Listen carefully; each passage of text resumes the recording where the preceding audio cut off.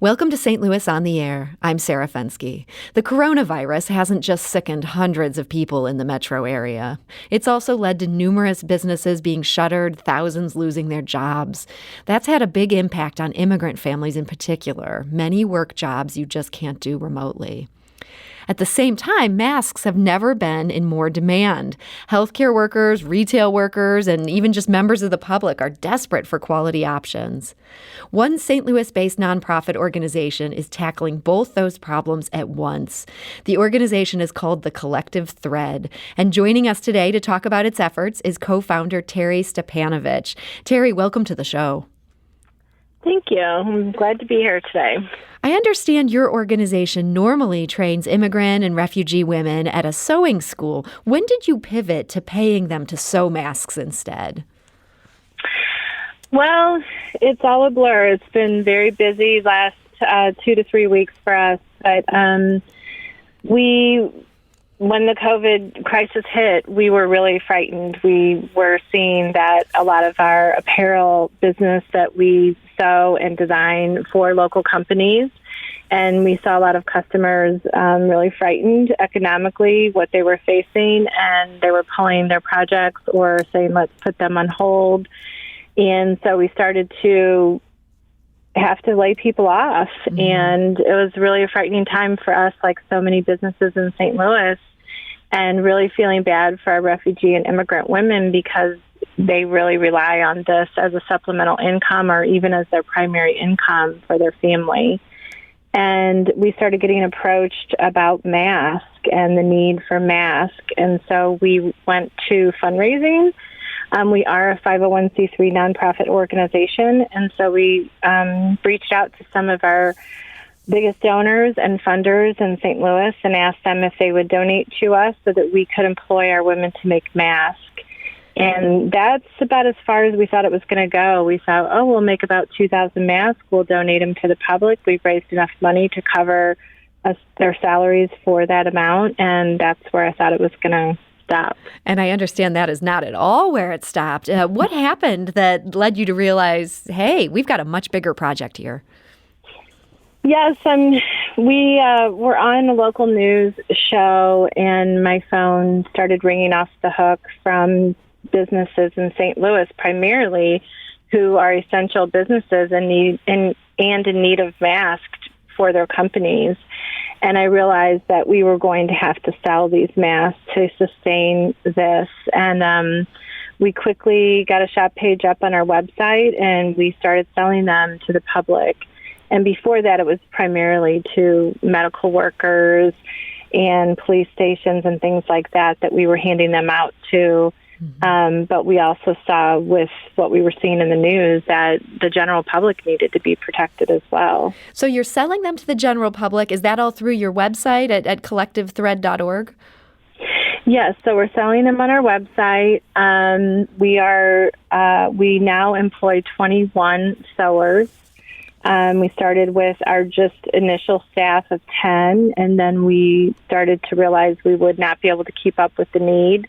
And so we went out and put the word out to people in the community that needed a job. And so now we have 21 women sewing from home. Wow. So you're actually in a hiring blitz. I feel like everyone else is scaling back. You're ramping up.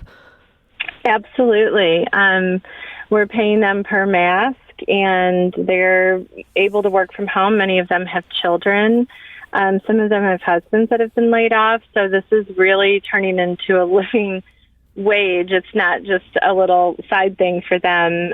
They're making really decent money, and they're really encouraged that they're helping the community at the same time. Now, I understand that for some of these women, immigrant, refugee women, they might not have these supplies at home or the ability to purchase them in bulk. How are you making the logistics work for these sewers working for you?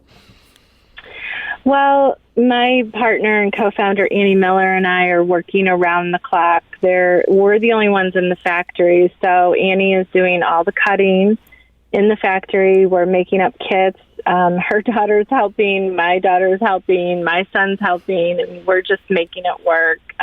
We are tired, but we feel very fortunate that our company is going to make it through this time, and we feel very fortunate that we can fill a need and that we have something to do. I mean, many people are stuck at home and feeling very restless, and we are not in that situation. I mean, that's great. And you really are providing such a useful service. So you're getting the raw materials to these women right at their house so people don't have to come in and breathe on each other. Yes, we're doing all of the pickup and delivery in a safe way. So we do have a pickup and a delivery box where they can pick up their kits. We make all the kits, and then they pick them up and finish the product, and they can return them. And for those that can't get out, my 17-year-old daughter, Emma, is doing pickup and delivery in a safe way on their doorstep. Some of them just cannot get out with their kids, or some of them are just afraid. They don't want to leave their house. And so we're trying to, meet them where they're at and keep them going and keep them sewing and employed. So this really is all hands on deck. You've got your kids working and just everybody who can lend a hand is doing it. Yes, absolutely. So for the women that you work with, and I know you started with this immigrant and refugee population, it's since grown to other women, but how essential is this income coming in for some of these families? Well, I can just tell you one specific story. Is one of our best seamstresses, and she was working maybe 20 to 32 hours a week. It really did vary because her husband was the main breadwinner of the family, and they have 3 small children. And her husband was laid off, and so he is helping her with the sewing, and this is their only income. And, at first we were trying to help them with the resources, like this is how you apply for food stamps, this is how you apply for unemployment. I mean, a lot of them really have a hard time understanding the process of how to even do that. I mean, it's not easy for anyone. I can just imagine once you add a language barrier or just lack of familiarity with the internet or things like that. I mean, it's so hard to get approved for these benefits. Yes, and they're scared. They just have a lot of fear. And this particular family, he served with the U.S. Army in Afghanistan and was given asylum to come to the United States. And he speaks good English, but this is a scary situation for them, and they don't know really where to turn. So we've been able to be a resource for them too, just practically. That's great. So you're able to get these families some income, and people are able to keep working. And so how many masks roughly can a good sewer complete in an average day? Well, this particular family that I'm speaking of, she's our rock star. I think she did 300 yesterday. 300 in a single day? Yes, and she says, I'll take 400. They're amazing. They went out and bought another sewing machine in case their machine broke down. I mean, they're really looking at this as an opportunity. He told me yesterday that they're going to buy a house, and that this money that they're going to make during this time will be a down payment for their house. Wow. So, I mean, it's pretty significant, but then you have others that, make about $60 a day. So it really is across the board. It really depends on the sewer, and we don't make any, specific demands. We just say, how many kits would you like? How many do you think you can handle in a day? And we ask them to turn it around pretty quickly, whatever they commit to, because there's such a need for it out here in the community. And then people are paid per completed mask is how you're making it work. Yes.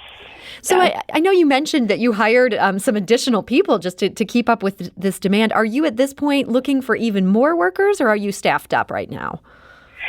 It depends. This is a day-to-day thing. We just onboarded about 12 new people the last few days. A friend of mine, Tammy Feltner, she's a hair stylist, and she has moved out of the area, but I was telling her about the situation, and she was telling me how so many hair salons, all of them are closed, and they're out of work. And I said, oh, well, they're creative. Maybe some of them can sew.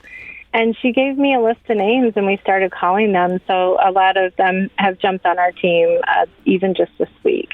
Well, that is so great to hear. Man, somebody who is hiring and just these great jobs for people who really need them. So, Terry Stepanovich, thank you so much for joining us. Oh, thanks for having me. And Terry, again, is a co-founder of the Collective Thread. You can buy masks on that website. That's collectivethread.org. And people can also make donations there. It is a nonprofit. This is St. Louis on the Air on St. Louis Public Radio. That's 90.7 KWMU.